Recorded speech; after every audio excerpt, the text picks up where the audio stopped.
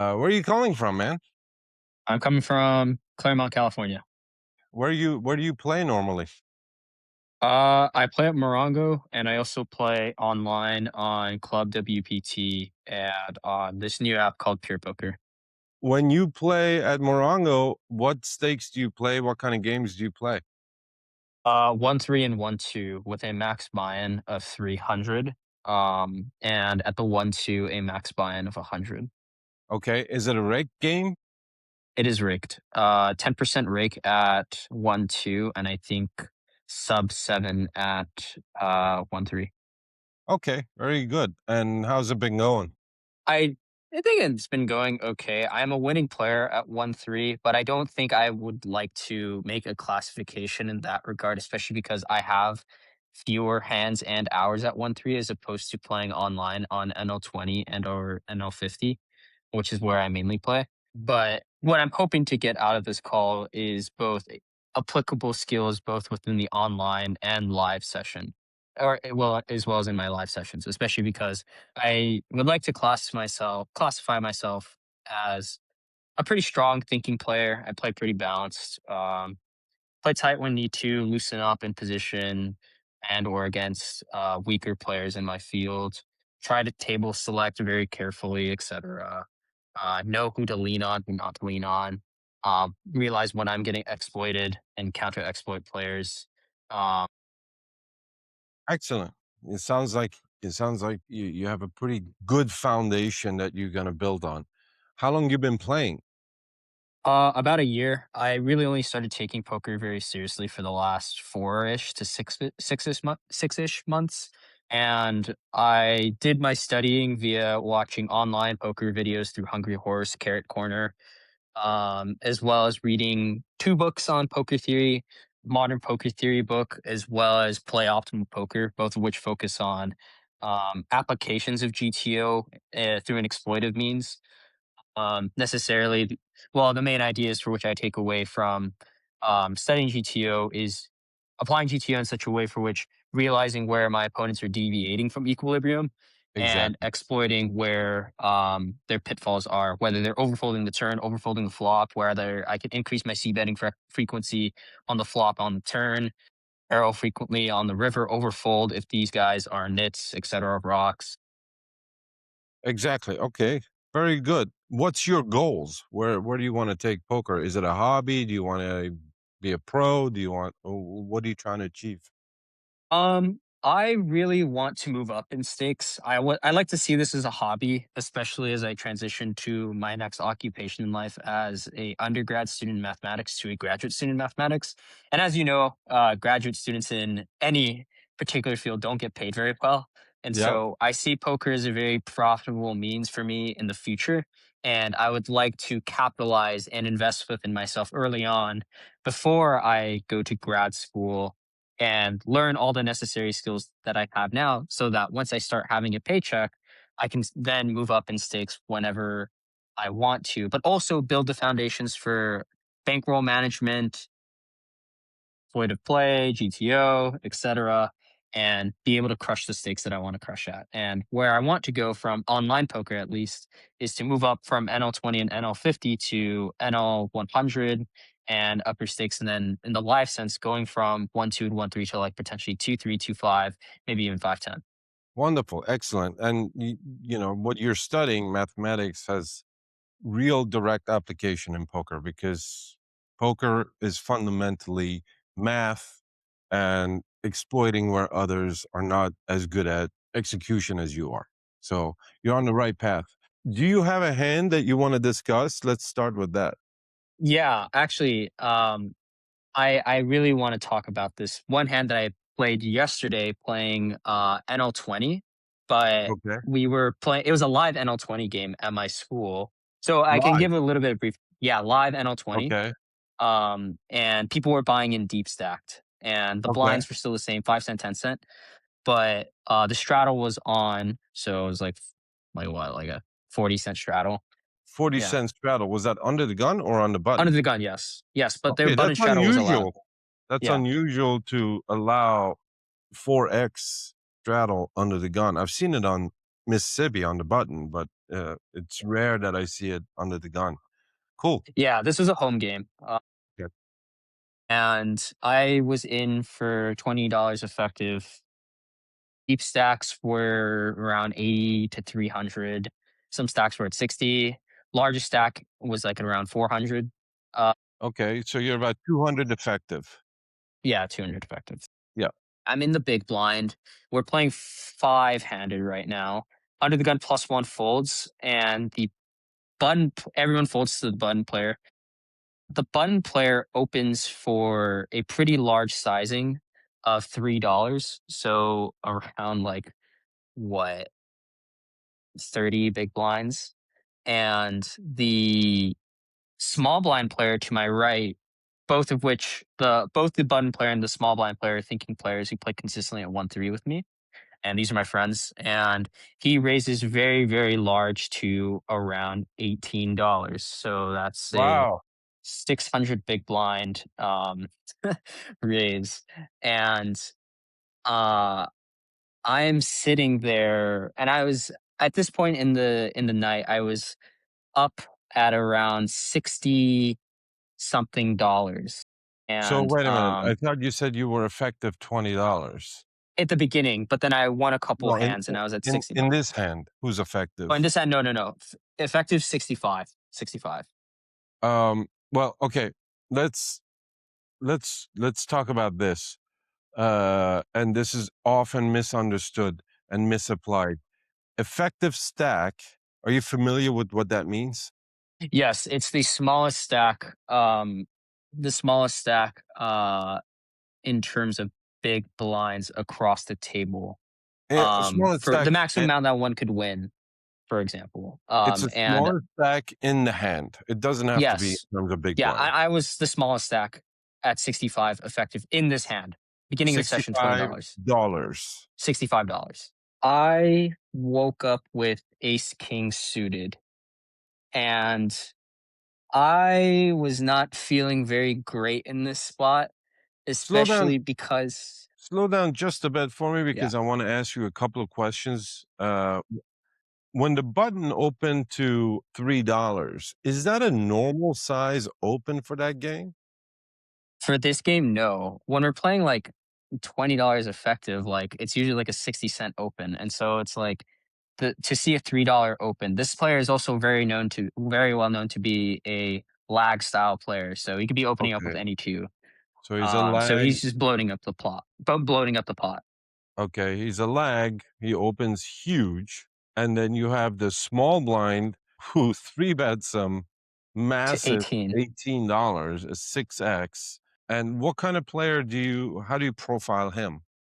He, in my opinion, is the strongest player at the table. He's a balanced player, capable of making very, very thin calls as well as huge bluffs, but overall knows how to push on some of the weaker players and is capable of adjusting to either a linear or a polarized range depending upon the population tendencies. Um, Excellent. and with this categorization in mind, and knowing that he knows that I'm a thinking player, I'm in a really tough spot, What's your because image I'm at this point in the game? What's your image to in this day? very tight. I was Mm. playing very tight the entire night. I was only showing down really strong hands, strong broadways, sets plus two pair hands, ace jack, ace queen, um, lots of overpairs that I was showing down. And so when he three bets me, He didn't in the 3-bet small you. blind, well, he didn't three bet me. He three bet Yeah, the button player. It yeah. was a lag. And I was thinking about, oh, could he be doing this light and just hoping that I don't wake up with a premium so that he can steal this $3 and or play a heads up pot with this lag player, You said you had ace king suited. What suit were ace they? king suited, clubs, ace king Club. clubs. Ace king of clubs. Okay. And are you on your first bullet, or have you rebought This is my first bullet. first bullet? And how far in the game? Like how many hours have you been playing so far?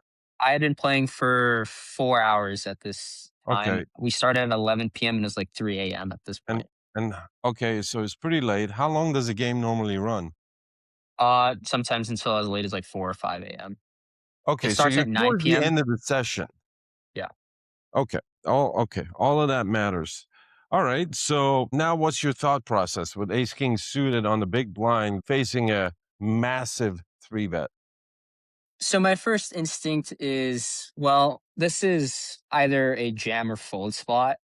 But I was also thinking about what could my friend to my right be three betting massively out of position to a laggy player be doing this with. And obviously my range construction for him is like a lot of his very, very strong over pairs. Like I don't even think he's doing this with Jacks plus Right. or with Jacks. I think this is like Queens plus, Ace, Ace King suited, all his extremely nutted hands, like the top 6% of his range. And I, of course, have Ace King suited, and I think about, okay, what is he? Let's say he's at the bottom of his range. He's doing this with like Ace Queen suited, Ace King offsuit, Ace King suited.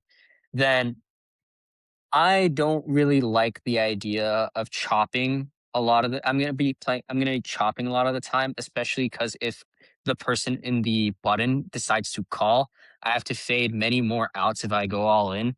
Especially because his calling range is going to consist of a lot of his weaker Broadway, including King Jack, King Queen, um, Ace Jack, Ace Queen, even some of his weaker under pairs like eights plus, nines plus, because this player's calling range is going to be very, very wide. Yeah. And because that player is going to get such a great price, and I don't think I have a lot of fold equity at this point because I'm the short stack at the table. I think just going to get a call from that player in the late position, the button player, and I don't think I have any fold equity against the player to my right because his um, continuing range is just so fucking strong. Right. And I decide to make pretty tight fold with ace king suited, and the button player calls, and the flop comes some two-tone low connected board. Um, the small blind player leads, button What calls, was two tone and you said what? Two tone and what? low connected. Low Like tone. I'm thinking like 3 4 7, Okay. 3 4 suited, All right. and the small blind leads for one third. Button Okay. calls. You're saying small blind bet about $12 and the button Yeah, calls something for like that. $12, so 24 into 36, we're talking about $50 pot. 48 $50 pot. Yeah. Yeah, and between the 2 of them, who had the smaller stack and how much was it? Do you remember? The small blind player is a slightly smaller stack. They were like 200 effective, and the button player is like 300 effective. $200 or the $200. wow, wow. Yeah. For for a 5, These 10 NL20 game. cent game? Yeah. Wow, okay. Uh, alright, 200 effective, so they're super deep. Alright, Super deep. I can see why these bet sizes are large. Alright, Mhm. so and the turn? The turn is an ace. Small blind player leads very, very Ace of? large. Ace of it's three tone. So Okay, it's let's say it was hearts and uh spades, and the turn is like the ace of diamonds. okay. And the small blind player leads very, very large on the turn for about um 75% of the pot, about 36 35, $40, 36, something like that, 36. $36, okay. The button player calls, Snap calls? tank calls. Tankles. Button tankles. This is a very interesting hand, okay. Yeah. And then the river is a brick. It's like so the board is still three-toned, and it is like, let's say, if I'm trying to remember this card, uh like a three, I think it was like the three of diamonds. So the board pairs. Okay. The board does pair. And Okay, the board pairs. okay. Small blind player jams. Small blind Wow. player jams. And Jams, and so at this point, he jams for roughly about $130. Yeah. Okay. And button player tanks and calls. Okay. Don't give me the reveal yet. Wow. Okay. Before we get to the reveal, let's talk about your action. I think I 100% agree. It's 100% fold for you in that spot, Mhm. right? Because you only have two real options, fold or jam. And jamming, you are right. You are going to get called by both players very, very, very, very frequently. And at best, you're definitely flipping with the button, Against yeah. or you're just chopping with the small blind, you know? So it, it's an easy fold, especially given that, you know, you were the effective stack with, you know, so shallow compared to their stack. So that's well played. That's besides the point. Now, as far as analyzing their play, the small blind, he's playing against a laggy player who has a really wide range. And in this scenario, on the flop, who do you think the board favors more? Whose range favors more? Definitely the button player. Um, Absolutely.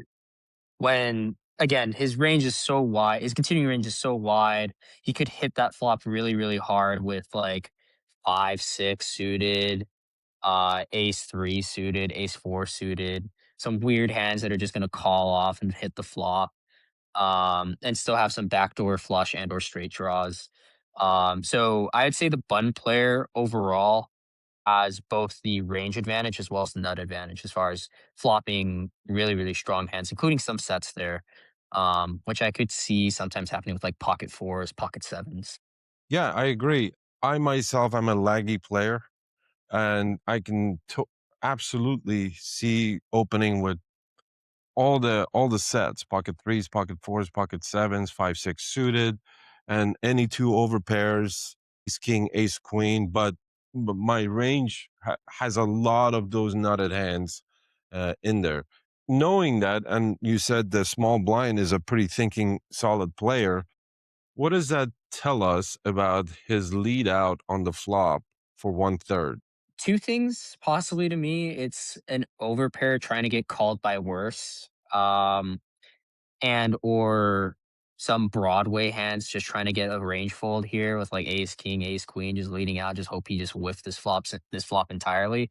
But that doesn't really make sense to me in hindsight, especially because the player to my right knows the other player pretty well and knows he's going to call at least one street. So I think in that case, if he didn't have a real hand and or some actual equity in his hand aside from like a draw, I think he's just going to end up checking his entire range as a button player on this kind of board. So in my mind, this screams a lot of his over pairs are going to be leading out here. Exactly. This is the kind of bet that a lot of overpairs like to make, like jacks plus, Jacks maybe plus, even yeah. some tens, but mostly jacks plus. Given that you said there was a front door flush on the flop, Hmm. right? Hmm. This is a spot where GTO actually likes to go super small, even smaller than 1/3.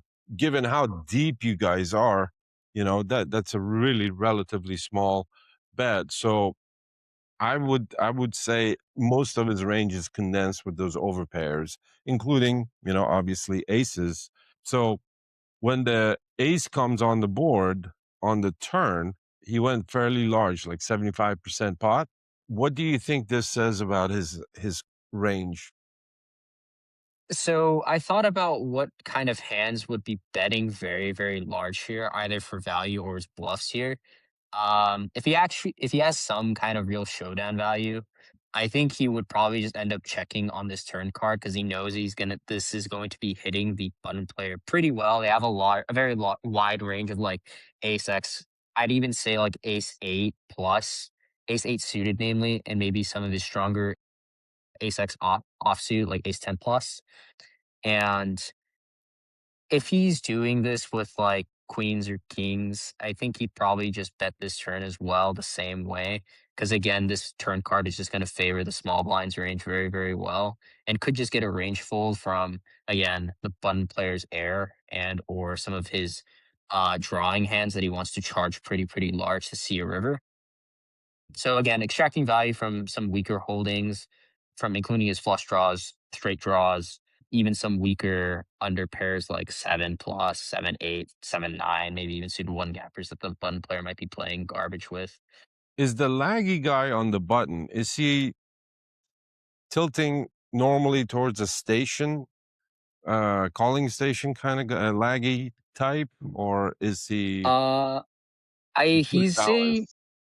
pretty balanced. He can put you into tough spots. Like, there's another hand that I want to talk to you about, in which he jammed on me all in a 3-bet pot on a low Okay, connected board. So, okay, all he's right. very That capable that of moving all in, okay. when he thinks he can get a range fold. So for him to call that turn, to my mind, when I'm thinking about this, I'm like, okay, well, he obviously has some kind of weak showdown value to call this turn card, especially a scare card is like an ace. Maybe I'm thinking his range is consisting of some ace X, maybe even some made Broadway hands like pocket queens, pocket jacks that are just not going to fold to a turn bet, that are just smooth calling pre-flop because again, they want to realize. So The yeah, reason that's where, the reason I'm asking that is because the way the small blind is structuring his betting, it looks to me he's structuring it to get all the money in by the river, which he did, right? And he would be doing that against the station, which makes me feel that he's very nutted in this spot. You yes. know, I think that Ace definitely had his range, and I don't see him doing this for fold equity at all. You know, like what hands is he trying to get fold out of, especially with the river jam of 130.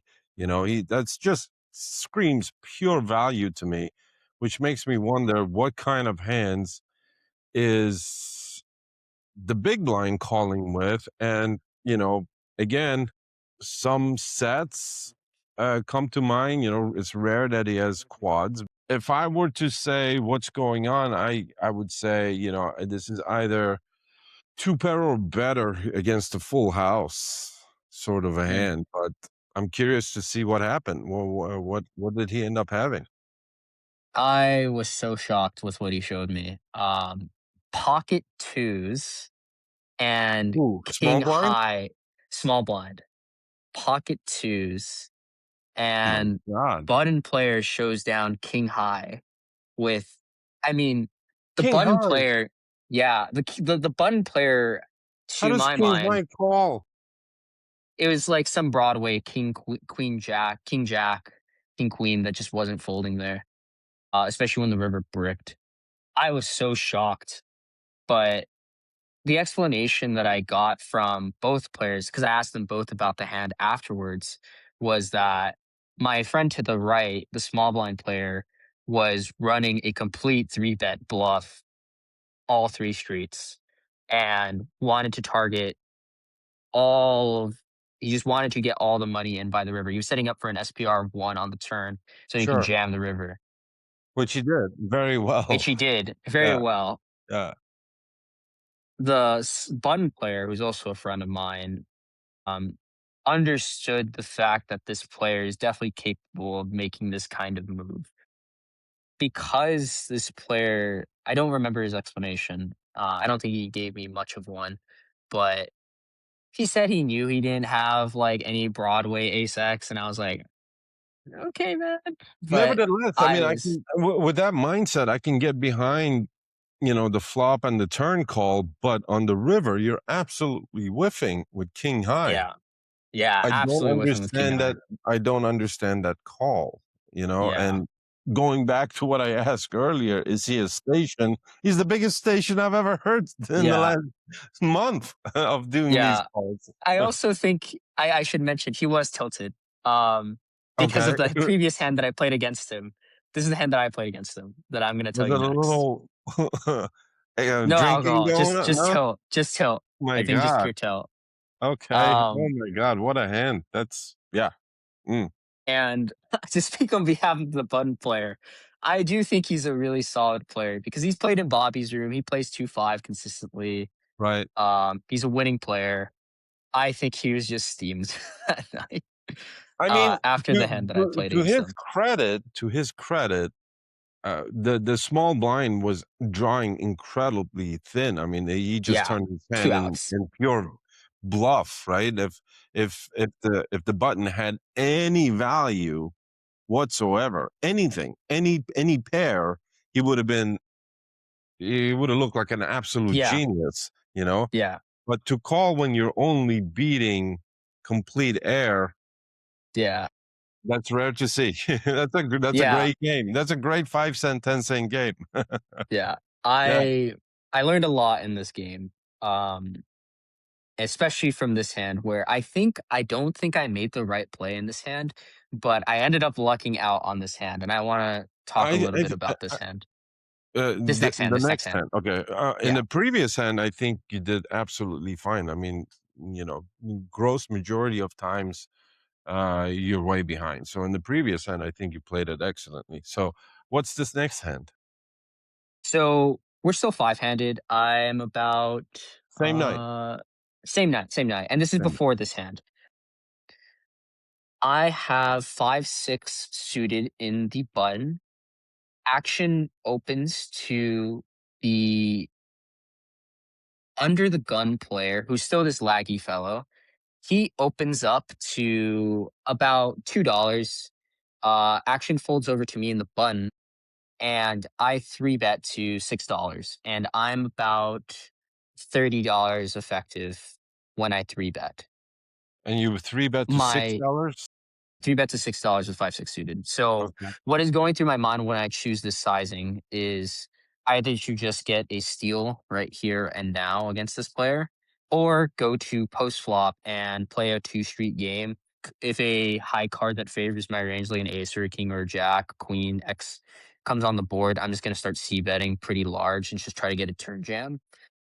So And so when you 3 bet to $6 and you're 30 effective, right? yeah. You're really shallowing your SPR Hmm. for a speculative hand for 5 Yeah. 6 suited. Given that everyone folded between you and you said it, the villain was under the gun, right? So everyone folded. Who are in the small and big blind? What's their profile? Weak players, Weak players. tight, weak, Okay. tight. Wh- My thought process is, if I get three bet by these players, I'm just gonna fold. Why Um, did you 3 bet? That's my question. You know, because I feel like flatting in that spot would be more profitable because you keep the SPR higher, and 5 6 suited in position Very plays really speculative hand. well Yeah. multi-way. So even if the small and the big blind join the party, you have a perfect hand to play in position multi-way. So I want to hear your thoughts about your reasons about as to why 3 bet, and I don't have a problem with your sizing, but why do it at all? Um, this is also something I realized that I think I could have just flatted here. I agree with this argument as well because I don't think I have a lot of fold equity, especially because I'm also shallow and I'm gonna have to jam most flops and turns if the Hmm. board favors me. And if the person has any kind of showdown value at all, if they have any pair, they're just gonna end up calling off anyways. So I think in hindsight, this wasn't the best decision to three bet pre-flop to $6. Maybe if I was a little bit deeper, like let's say 60 effective, then I could find a three bet here to $6. But I also wanted to ISO this particular player post flop because I'm utilizing my image as a tighter player in such a way for which if I do end up hitting the flop. If the board comes in such a way for which favors both my range and if I have the nut advantage on that board, like let's say the board is like ace king five, right? Ace king five offsuit, a very dynamic but dry board. I'm going to end up c betting pretty much 100% of the time with my range there. And villain is going to have a very hard time calling off with some of their speculative hands, including like 5 6 5 6 suited, 7 8 suited, jack 10 suited, all of which their range is so wide that I can kinda just get a range Is fold, he opening a those lot of the hands time. under the gun? He's What's opening his a lot of profile? those. He's opening, like, complete garbage. Like, I've seen him open up, like, king 5 offsuit, 7-3 offsuit. The worst I've seen was, like, 8-5 offsuit. From So under he the gun. was from under the gun, any position. He's Really? playing Wow. garbage, Okay. absolute So, garbage. I mean, with all of those reasons, it makes me even more favor flatting that spot, because yeah, you're gonna see that, quite frequently, especially on boards that favor your range and your nut advantage. With a player that opens a lot in those smaller home games, specifically, they tend to call down very light pre-flop, flop, and turn, and tighten up Mhm. a lot on the river, right? Yeah. Uh, but when you're, shallowing the SPR so much pre-flop, you virtually leave yourself no room for fold equity on the river. For those reasons, I do prefer more flatting here, but I can also understand your reason for three betting, and I think your sizing was fine. If I were to three bet, I think your sizing was perfect. So, what happened? The flop comes 4-9-5, rainbow. That's really good for Villain, your range. yeah, pretty good until villain jams into me. For how much? My entire stack. They were like Oh, yeah, 300 okay, you plus were effective. effective. Yeah, that's right. And I was like $30 effective. So I'm like not in the best spot. Was not very happy to be in this position. Don't I have a reveal yet. pair. Talk to me about what you're thinking. So I'm not loving this spot. Obviously, villain is just jamming to target. Like in my head, like what is villain jamming here with? Like they could be doing this with like any pair, bottom pair, middle pair, top pair, even some of their absolute air and or straight draws that I block some of those. So I'm not really loving this position because I block some of their straight outs. Mhm, They do have some wheel draws like 2-3, maybe some gut shot like ace deuce, and again, me blocking 6-7 with my 6-5 is not a very good feeling because it's much more weighted towards their middle pair and or top pair holdings. And mhm. so I at best have some backdoor flush draw outs with my 5-6 suited and I have a pair. Do I think villain is capable of bluffing with absolute air? Then is their range extremely wide here? 100%. Could they be doing this with some of their Broadway?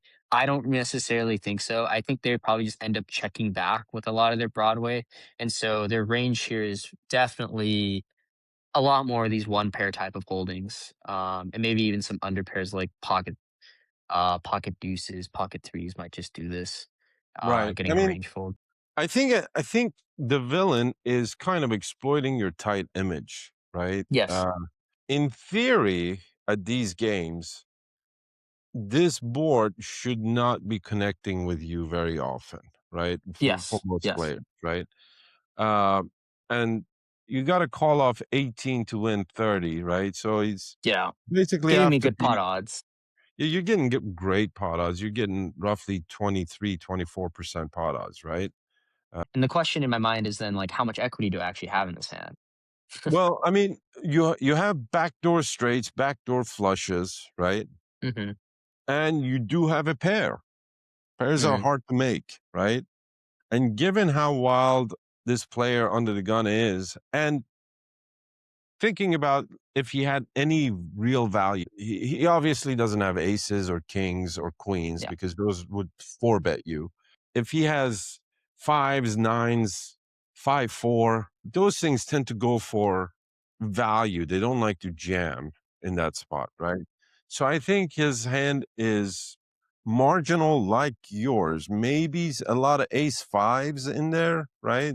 So I think he's not very value heavy. I think you beat most of his range with just having flopped the pair and having backdoor equity. I'm a laggy player. Mhm. In your spot, I would have made that call. And I end up making the call. Good job. I'm proud of you. Um, And what's the I reveal? I make the crying call. I close my eyes. I call. The Don't tell me reveal to run is out. Don't tell me to run out. Did he he table showed his his hand? hand. Okay. 8-5 offsuit. Eight Oh, five offsuit. oh man. Oh man. Um, Okay. so I'm in pretty bad shape. Um, we decided to run it twice. I got so lucky. The first board, I hit my straight, Okay. and the other board turns into a chop somehow.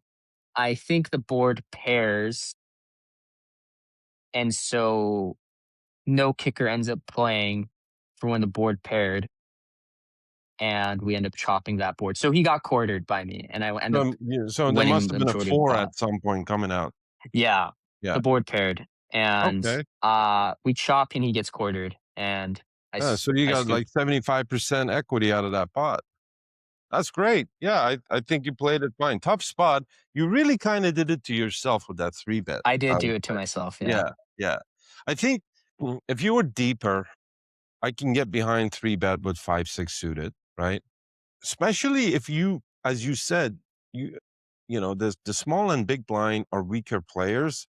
I really don't wanna 3 bet with 5-6 suited in that Yeah. spot to bring them in, because 5-6 suited on the button plays beautifully, really Hmm. strongly multi-way, but I really like your call. I That's exactly what I would have done, and most of the times he has so much bluffs. He has so little value and so many bluffs in that range. You're getting a Hmm. great price. You have, and your break even percentage is what, like 16%. You need to break even Hmm. on that call. So Yeah. well done. Well done. I like the way you play. I like the way you think about the game. It's surprising because you said you've been playing seriously for about 6 months or so, and but clearly you've studied. You have a very analytical mind that goes with your studies, mathematics. So I think you have a bright future ahead of you if you continue on this path of studying. Hmm. Poker is a beautiful game. I've been playing it for over 20 years. It evolves and changes, so you continuously have to stay on top of it. And I personally focus on live poker. I do play occasionally online poker, but my bread and butter is live because I think that's where the real edge in exploitation lives, right? You talked about studying GTO and so on and so forth. GTO is great to study as a baseline to see where people deviate from that baseline so you can Hmm. exploit them. It's really hard to do online Online. when you're Yeah. just looking at some avatar that you don't even notice it changed, unless you're using HUDs and so on and so forth. For me, uh, I make the analogy playing poker online versus live is like playing soccer in real life versus FIFA 2024. Same Yeah. game, different kind of strategy and feel. I think you have a really solid base, but none of us are perfect. Hmm. You need to dive deeper to find those small edges that you can build on, right? If you've been following me for a little while, you know that I have something that's called the Leak Hunter. It's a it's a quiz. It's a test. It's a 40 I question took the test. quiz actually. Did Yeah. you? Okay, Yeah, what I did took you the quiz. score? I scored 80%. 80%. Excellent. Did you get your full results or you just got your minimum results? I just got my minimum results because Okay. I took it earlier today. Oh, you took it earlier today. Yeah, because I actually did want to follow up and ask, like, "Hey, I took the assessment. I actually don't know what my leaks are. Um, don't know whether I'm overfolding in certain configurations, whether I'm overcalling, or whether I'm just three betting people too light in certain configurations, and I'm just not adjusting fast enough, or whether I'm not, let's say, figuring out who the fish is in order to lean on them." You got a 90%, buddy. 90%? Yeah, you have a 90%. So you Oh, did really wow. well. I originally thought it was 80%. Oh, No, no, yeah. you did really well. I think your game is pretty solid. You have a I very see. solid foundation, right? Mhm. What I recommend for you going forward, if you want to keep working on your game, is getting Mhm. one-on-one coaching. I see. Okay. Yeah, you're past the point of accumulating knowledge, right? Mhm. You have the knowledge. You're at a point of where you need to hone in your execution. And if you think about the greatest players in any field in the world, those are the guys who have coaches. Michael Jordan, Daniel Negreanu, they're the greatest players in their fields, but they all have coaches because what coaches do is they open up your blind side. They see the corners that you're not privy to because you're in the action, right? I I see. think what's going to level you up now from where you are to the next to where you want to be, to crushing 5-5, and beyond, is that one-on-one coaching. And I see. uh, in deciding who you're going to take on as a coach, if you do decide to go that route, uh, go with someone that you have good rapport with, that understands you, that is able to communicate with you. Not all great players make great coaches. Coaching Mhm. is a special skill in itself, and also plays like you. If I'm a super nitty player, and if I go and get coached by someone who's absolute lag maniac but crusher, I'm not going to benefit very much because I just can't change my personality to to fit that mold, right?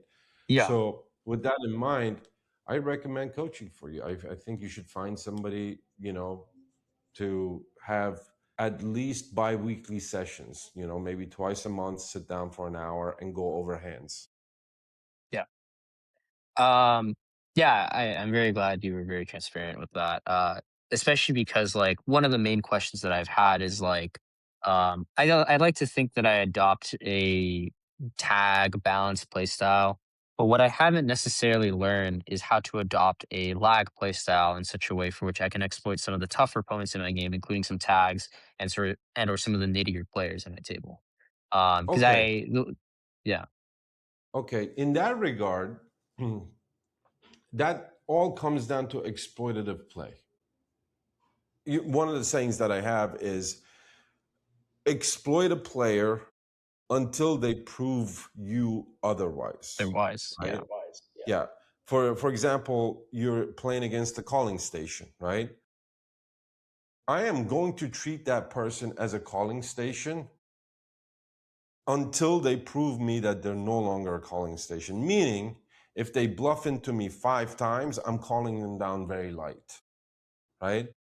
A lot of players say, well, he bluffed into me 3 times and I call him down. The fourth time, he has to have value. No, he doesn't, right? Mhm. Because for him to stop being a calling station is not just I'm sorry, bluffing station, just a maniac. For him to stop being a maniac, it's not just to play tighter. It's about a lot of adjustments he needs to make that he's not aware of, just so he's not a fucking maniac. It's not just a factor of playing tighter, right? And most people can't do that, right? So this is where coaching really comes in. Every session you have with the coach should be focused on exploitation based on hands that you've played and how you could exploit better. The second hand that you explained to me is a great example of that. It will make a tremendous effect on your win rate long run because these decisions multiply and exponentially build on each other. So I think this is what I'm going to leave you with. If you are interested at any point doing coaching, if it's with me, I'm glad to have you. And don't talk strategy with your friends. Don't talk strategy with my friends. Ah, okay. No, don't talk, don't have anyone coaching you or talk strategy with that you play against because there's always an element of gatekeeping. That is You know, true. yeah. Coaching is like therapy, right? If you're going to your therapist, you don't want to get involved with them, personally, because then trust in the process of therapy and coaching erodes, and without that, you have nothing. Yeah. Because I guess I didn't clarify. I guess the kind of background that the poker players that I play with are these guys are all like quant people, people who are going into quantitative finance, and so they have money to throw around. They like to think and or play poker, and so I think in general I'm playing with a tougher crowd of players than I'd normally see at like 1-3, which has kind of forced me to like really step up my game before I end up playing poker among my peers. And Good so for you. I think, yeah, I think because I'm playing in a tough crowd, even at NL20, I guess it's a good preparation for me to start playing at casinos at live 1-3, 1-2-5, etc. Are these games raked that you No play in? rink. That's yeah, these are all just home games that we play. Yeah, that that does make a difference. When you will transition to a casino, yeah, the crowd gets a lot softer, but now you're fighting a huge rake, right? So keep that Yeah. in mind. Yeah. And this is why, like, again, the exploits, I guess, like when I have played 1-3, I tend to lean on somewhat of a tighter side because I'm aware that the rake back is pretty intense, even at like 5-7%, can be very taxing as a player, especially if I'm not winning very big pots. Right, right. Okay, excellent. I think we'll leave it here for now, but I would like to invite you to, if you want to chat at a later time about a hand or anything. I enjoyed this talk. You have my WhatsApp. Yeah, Feel free to reach out anytime. for sure. Yeah, I like that. Thank you, Okay. Vincent. Thank you, Yeah. Max. Enjoyed talking to you, bro. Bye bye. Have a good one. Bye bye. Take care.